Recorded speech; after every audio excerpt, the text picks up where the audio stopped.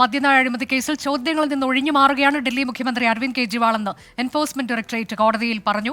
കെജ്രിവാൾ 100 കോടി കോഴ ആവശ്യപ്പെട്ടതിന് തെളിവുണ്ടെന്നും മുഖ്യമന്ത്രി നിയമത്തിന് അതീതനല്ലെന്നും അഡീഷണൽ സോളിസിറ്റർ ജനറൽ വാദിച്ചു. ആം ആദ്മി പാർട്ടിയെ തകർക്കാനാണ് ശ്രമമെന്നും 100 കോടിയുടെ അഴിമതി നടന്നെങ്കിൽ ആ പണം എവിടെയെന്നും അരവിന്ദ് കെജ്രിവാൾ ചോദിച്ചു. എല്ലാ അനുമതിയും തേടിയ ശേഷമാണ് മദ്യനയം നടപ്പാക്കിയത്. കേസിൽ മാപ്പുസാക്ഷിയായ വ്യവസായി പി ശരത്ചന്ദ്ര റെഡ്ഡി ബിജെപിക്ക് 50 കോടി നൽകിയതിൽ അന്വേഷണം വേണമെന്നും കെജ്രിവാൾ ആവശ്യപ്പെട്ടു. ഇഡിയുടെ കസ്റ്റഡി അപേക്ഷയിൽ ഉടൻ ഉത്തരവുണ്ടാകും. ആർ അച്യുതൻ വിശദാംശങ്ങളുമായി. അച്യുതൻ, വാദം പൂർത്തിയായിരിക്കുന്നു. കഴിഞ്ഞ തവണ നടന്നതുപോലെയുള്ള വാദപ്രതിവാദമാണോ ഇന്ന് കോടതിയിൽ നടന്നത്? പ്രധാനമായും രണ്ട് കൂട്ടർക്കും പറയാനുണ്ടായ കാര്യങ്ങൾ എന്തൊക്കെയാണ്? അനുജ, ഉറപ്പായിട്ടും ശക്തമായ വാദപ്രതിവാദമാണ് ഈ മദ്യനയ അഴിമതി കേസിൽ ഈ അരവിന്ദ് കെജ്രിവാളിനെ ഇപ്പോൾ കോടതിയിൽ ഹാജരാക്കിയപ്പോൾ ഉണ്ടായിരിക്കുന്നത്. ഇതിൽ അന്നത്തേതിനെക്കാളും സവിശേഷത എന്തെന്നാൽ കെജ്രിവാൾ തന്നെ നേരിട്ട് ആരോപണങ്ങൾ നിരത്തുകയായിരുന്നു. തുടക്കത്തിൽ ASG അദ്ദേഹം ഇഡിക്ക് വേണ്ടി ഈ കേസിൽ വാദം ഉന്നയിച്ചത് ഈ ചോദ്യങ്ങളോട്, ഇഡി കേസുമായി ബന്ധപ്പെട്ട ചോദിച്ച ചോദ്യങ്ങളോടെല്ലാം അരവിന്ദ് കെജ്രിവാൾ ഒഴിഞ്ഞു മാറുന്ന സമീപനമാണ് കാണിച്ചത്. മാത്രമല്ല, ഇതിൽ പാസ്വേഡ്, അദ്ദേഹത്തിൻ്റെ ഡിജിറ്റൽ ഉപകരണങ്ങളുടെ പാസ്വേഡ് അദ്ദേഹം നൽകിയിട്ടില്ല. അതുകൊണ്ട് തന്നെ ഡിജിറ്റൽ രേഖകൾ അത് ശേഖരിക്കുവാൻ കഴിഞ്ഞിട്ടില്ല. അതിൽ കേജ്രിവാൾ നൽകിയ മറുപടി അഭിഭാഷകരുമായി ഈ വിഷയം സംസാരിച്ച ശേഷം പാസ്വേഡുകൾ നൽകാമെന്നുള്ളതാണ്. മാത്രമല്ല, കേജ്രിവാൾ ഇതിൽ രൂക്ഷമായിട്ടുള്ള ആരോപണങ്ങളാണ് കോടതിയിൽ ഉന്നയിച്ചത്. കാരണം ഈ 100 കോടി രൂപയുടെ അഴിമതി നടന്നു എന്ന് പറയുമ്പോൾ ആ പണം എവിടെ എന്നൊരു ചോദ്യമാണ് കേജ്രിവാൾ തുടക്കത്തിൽ ഉന്നയിച്ചത്. മാത്രമല്ല, ഇതിൽ മാപ്പുസാക്ഷിയായ ശരത്ചന്ദ്ര റെഡ്ഡിയുടെ പേരുകളടക്കം പരാമർശിക്കുകയുണ്ടായി. അദ്ദേഹം ജയിൽ മോചിതനായ ശേഷമാണ് 50 കോടി രൂപ BJPക്ക് നൽകിയത്.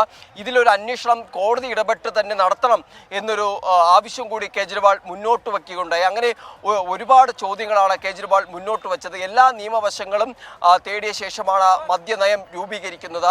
പല മന്ത്രിമാരും തൻ്റെ ഓഫീസിൽ വന്ന് കാണാറുണ്ട്. അത്തരത്തിൽ പലരും ഫയലുകൾ നൽകാറുണ്ട്. ഇതിലെങ്ങനെയാണ് താൻ പ്രതി ചേർക്കപ്പെടുന്നത്? 4 മൊഴികളിൽ തൻ്റെ പേര് പറഞ്ഞതിൻ്റെ അടിസ്ഥാനത്തിൽ എങ്ങനെയാണ് താനൊരു ഈ കേസിൽ പ്രതിയാകുന്നത് എന്ന കാര്യങ്ങൾ മുന്നോട്ട് വയ്ക്കുന്നുണ്ട്. മാത്രമല്ല, ഇതിൽ ASG നിർത്തിയ മറ്റൊരു വാദം എന്നുള്ളത് ഗോവ തെരഞ്ഞെടുപ്പിന് ഹവാല ഇടപാടിലൂടെ പണം ലഭിച്ചു എന്നുള്ളതാണ്. ഈ പണം അതിൻ്റെ പ്രചരണങ്ങൾക്ക് ഉപയോഗിച്ചതിന് തെളിവുകൾ തങ്ങളുടെ കൈവശം ഉണ്ടെന്ന് കൂടി എൻഫോഴ്സ്മെന്റ് ഡയറക്ടറേറ്റിന് വേണ്ടി ഹാജരായ ASG പറയുന്നുണ്ട്. പക്ഷേ അപ്പോഴും ഈ രേഖകളൊന്നും ഇതുവരെയും കോടതിയിൽ ഹാജരാക്കിയിട്ടില്ല എന്നുള്ളതാണ് മറ്റൊരു വശം. കാരണം ഈ കേസിൽ തുടക്കം മുതൽ തന്നെ കേജ്രിവാൾ ചൂണ്ടിക്കാട്ടുന്ന ഒരു പരാമർശം കൂടിയാണ് തനിക്കെതിരെയുള്ള തെളിവുകൾ, തന്നെ അറസ്റ്റ് ചെയ്യാൻ മതിയായിട്ടുള്ള തെളിവുകൾ എവിടെ എന്നൊരു ചോദ്യം കേജ്രിവാൾ മുന്നോട്ട് വയ്ക്കുന്നുണ്ട്. അപ്പോൾ ഇതിനെല്ലാം വ്യക്തത ഇപ്പോഴും ഇഡി നൽകിയിട്ടില്ല. മറിച്ച് പറയുന്നത് ഈ തെളിവുകളെല്ലാം കൈവശമുണ്ട് എന്നുള്ള കാരണങ്ങളാണ് ഇഡി മുന്നോട്ട് വയ്ക്കുന്നത്. മറ്റൊന്ന്, 2 ചോദ്യങ്ങൾ കൂടി, അതായത് ഇഡിയുടെ ലക്ഷ്യം രണ്ടാണ്. ഒന്ന്, ആം ആദ്മി പാർട്ടിയെ തകർക്കുക. മറ്റൊന്ന്, ഈ പുകമറ സൃഷ്ടിച്ചുകൊണ്ട് പണം തട്ടുക, ഇലക്ട്രൽ ബോണ്ടിലൂടെ പണം തട്ടി BJPക്ക് നൽകുക എന്നൊരു ആരോപണം കൂടി കേജ്രിവാൾ ഉന്നയിക്കുന്നുണ്ട്. എന്തായാലും നിലവിലെ വാദപ്രതിവാദങ്ങളെല്ലാം അവസാനിച്ചിട്ടുണ്ട്. ഈ ജഡ്ജി കാവേരി ബവേജ ഇതിനി ഉത്തരവ് പറയുവാനുള്ള സമയമാണ്. അത് ഉടൻ തന്നെ ഇതിലൊരു ഉത്തരവ് മുന്നോട്ട് വരും. ഒരു പക്ഷേ ഇഡിയുടെ ആവശ്യം അംഗീകരിച്ചുകൊണ്ടുള്ള ഒരു കസ്റ്റഡി അനുവദിക്കുകയായിരിക്കും ഉണ്ടാവുക. അല്ലെങ്കിൽ അപ്രതീക്ഷിതമായി കേജ്രിവാളിന് ഒരു തരത്തിൽ അല്ലെങ്കിൽ മറ്റൊരു തരത്തിൽ ആശ്വാസം നൽകുന്ന ഏതെങ്കിലും തരത്തിലുള്ള ഇടപെടൽ കോടതിയിൽ നിന്നുണ്ടാകുമോ എന്നുള്ളതാണ് ഇനി കാത്തിരിക്കേണ്ടത്. എന്തായാലും അല്പസമയത്തിനകം ഉത്തരവ് പുറപ്പെടുവിക്കുമെന്നാണ് നമുക്ക് മനസ്സിലാക്കാൻ സാധിക്കുന്നത്. അനുജ, അച്യുതൻ, കഴിഞ്ഞ ദിവസം നമുക്കറിയാം 10 ദിവസത്തെ കസ്റ്റഡിയാണ് ഇഡി ആവശ്യപ്പെട്ടിരുന്നത്. പക്ഷേ അന്നത് 6 ദിവസം 7 ദിവസം എന്ന തരത്തിലേക്ക് കോടതി അനുവദിക്കുകയായിരുന്നു. ഇപ്പോൾ വീണ്ടും 7 ദിവസം കൂടി വേണം എന്നൊരാവശ്യമാണോ ഇഡി ഉന്നയിച്ചിട്ടുള്ളത്? അതിലവർ പറയുന്നത് എന്താണ്? ഇതുവരെ നടന്നിട്ടുള്ള ചോദ്യം ചെയ്യലുകളോട് ഒരു തരത്തിലും അരവിന്ദ് കെജ്രിവാൾ സഹകരിച്ചിട്ടില്ല എന്നതാണോ?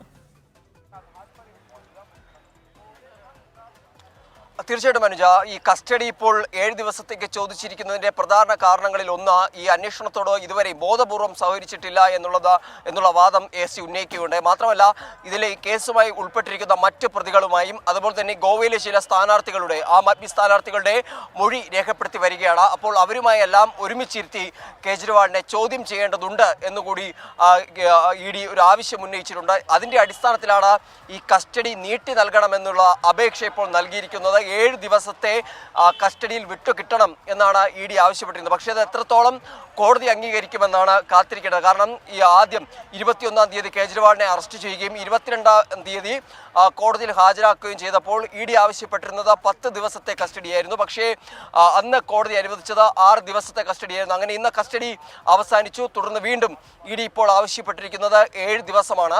അതിന് പ്രധാന കാരണം മറ്റ് പ്രതികളുമായും അതുപോലെ തന്നെ ചില മൊഴി നൽകിയവരുമായി കേജ്രിവാളിനെ ഒരുമിച്ചിരുത്തി ചോദ്യം ചെയ്യേണ്ടതുണ്ട്. കാരണം ഈ കേസിൽ കുറച്ച് ദിവസങ്ങൾക്ക് മുൻപ് ED വ്യക്തമാക്കിയത് ഈ മദ്യനയം രൂപീകരിക്കുന്ന സമയത്ത് ഉപയോഗിച്ചിരുന്ന ഫോൺ സംബന്ധിച്ചുള്ള ചോദ്യങ്ങൾക്ക് കേജ്രിവാൾ നൽകിയ മറുപടി അത് മറന്നുപോയി എന്നുള്ളതാണ്. അങ്ങനെ എല്ലാ തരത്തിലും ഒഴിഞ്ഞു മാറുന്ന ഒരു ഇടപെടലാണ് കേജ്രിവാളിന്റെ ഭാഗത്തു നിന്നുണ്ടാകുന്നത്. അല്ലെങ്കിൽ പൂർണ്ണ സഹകരണം കേജ്രിവാളിന്റെ ഭാഗത്തു നിന്ന് ലഭിക്കുന്നില്ല. കാരണം അന്ന് ഈ 9 സമൻസുകൾ അവഗണിച്ച ഘട്ടത്തിലും ED കോടതിയെ സമീപിച്ച ഘട്ടത്തിലും ഇതേ വാദങ്ങൾ തന്നെയാണ് ED മുന്നോട്ട് വച്ചത്. കാരണം അന്വേഷണത്തോട് സഹകരിക്കുന്ന ഒരു നിലപാട് കേജ്രിവാളിന്റെ ഭാഗത്തു നിന്നുണ്ടാകുന്നില്ല. ഒഴിവുകൾ പറഞ്ഞ് ഒഴിഞ്ഞു മാറുകയാണ്.